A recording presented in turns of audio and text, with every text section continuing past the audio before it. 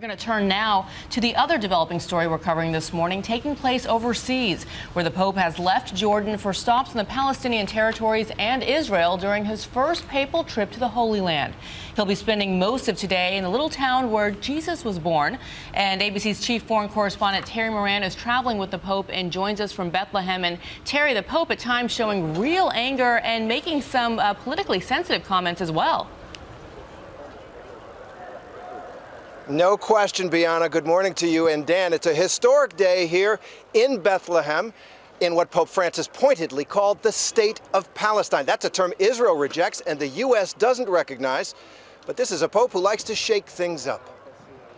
In sun-splashed Manger Square, packed with Palestinian Christians, Pope Francis said the Mass in Latin. Spiritus Sancti.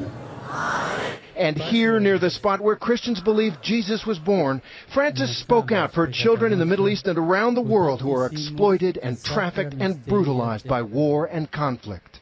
A Dio che si è fatto bambino. In acknowledging this, he said, we feel shame before God who became a child.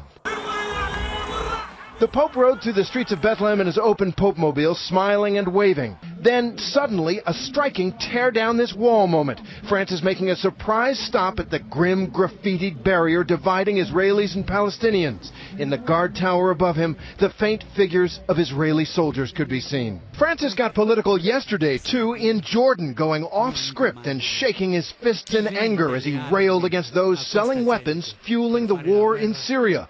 Criminals, he called them. Pope Francis had said that this was going to be a strictly religious trip, but for him it is clear that religion isn't just a matter of the next world, but of this one, too, with all its struggles and crises. Dan and Bianna? Terry, as you said, this is a Pope who very much likes to shake things up. Thank you for your coverage. We know you'll be continuing to cover the papal visit in the Holy Land.